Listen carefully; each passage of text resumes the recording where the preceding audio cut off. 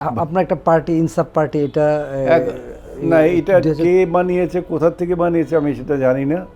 এইরকম পার্টির নামই আমি কখনো শুনি। বুঝতে পারছি না, উইকিপিডিয়াতে এটা বারবার শুধু তথ্যটা দেখাচ্ছিল, ওই জন্য এইটা কারা তর্ক মানে আমি সবচেয়ে মজা লাগে এখন এরকম, এখন আরও ভয় লাগে।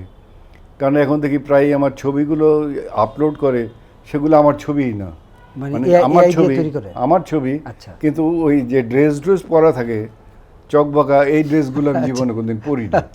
জাতীয় পার্টির জিএম কাদের এবং হোসেন মোহাম্মদ এরশাদের সাথে আপনার একটা সুসম্পর্কতা সবসময় বজায় ছিল। হোসেন মোহাম্মদ এরশাদের সাথে ছিল, জিএম কাদেরের সাথে না। হোসেন মোহাম্মদ এরশাদ যেদিন মারা গেছেন, জি জি, তারপরের দিনই আমি ওখান থেকে রিজাইন করে চলে আসছি। এরপর আর কোনো সম্পর্ক না, তারপরে আমাকে যে আমি কোনো আদর্শগতভাবে তার কাছে যাইনি। প্রত্যেকটা পলিটিক্যাল পার্টির নিজস্ব একটা আদর্শ থাকে, সব কিছু আদর্শের উপরে সবচেয়ে বড় আদর্শ হচ্ছে আমার দেশ, আমার জাতি, তাই না?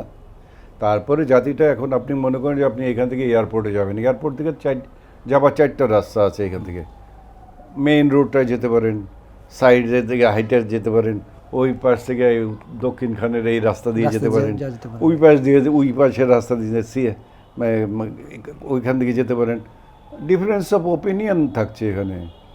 মেইন উদ্দেশ্য হচ্ছে আপনি এয়ারপোর্টে যাওয়া, আপনি এয়ারপোর্টে যাবেন, 4 জন 4 পথে যান, কোনো অসুবিধা কি? আমাদের তো অসুবিধা নেই কোনো। আমরা যেটা ফিল করি এইটা হচ্ছে আমাদের রাজনীতি। তুমি তোমার মতে বলো, চলো, আমার মতে আমাকে বলতে দাও, আমাকে চলতে দাও। ভালো উদ্দেশ্য যদি আমাদের মহৎ হয়, একটাই থাকে যে আমার দেশকে আমি ভালোবাসি, আমার জাতিকে আমি ভালোবাসি, এদের মঙ্গলের জন্য আমি কাজ করব। তাহলে তুমি তোমার মঙ্গলের জন্যই তো কাজ করবে।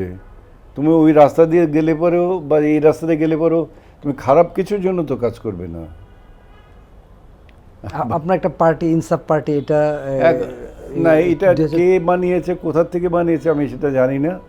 এইরকম পার্টির নামই আমি কখনো শুনি। বুঝতে পারছি না, উইকিপিডিয়াতে এটা বারবার শুধু তথ্যটা দেখাচ্ছিল, ওই জন্য এইটা কারা তর্ক মানে আমি সবচেয়ে মজা লাগে এখন এরকম, এখন আরও ভয় লাগে।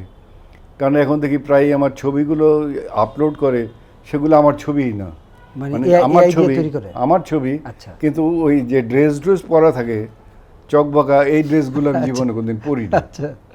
তো এখন আমি আল্লাহর কাছে হাজার শুকরিয়া যে এখন পর্যন্ত ওরা খারাপ কিছু বলেনি, সুন্দর সুন্দর ছবিগুলি ওরা আপলোড করছে। তো কখন কি করে, তো এখন তো আমি একজনের সাথে কথা বলবো, হয়তো মনে করেন আপনার সাথে কথা বলছি, এইটাকে দেখা যাবে যে 50টা 50 জনে 50 রকমভাবে প্রচার করছে। এবং সবচেয়ে মজার ব্যাপার হচ্ছে, আপনার সাথে আমি যেটা কথা বলছি, ওখানে হয়তো প্রচার করার সময় সে বলবে আমরা যেটার ব্যাপারে কথাই বলিনি। সোহেল রানা বলেন বাংলাদেশ ছায়াছবি জগৎ এখন আর শিক্ষিত লোকের নয়, বলে দিল। আমরা কিন্তু এটার ব্যাপারে বলিনি। আমরা বলেছি ওই টাইমে যারা করতো তখন তো তারা এইসব নিয়ে ব্যস্ত থাকতো না, সারাদিনই ছবি শুটিং নিয়ে ব্যস্ত থাকতো। এখন ছবিই নেই, কাজে এটা নিয়ে এখন আর ব্যস্ত থাকা তাদের সময় নেই।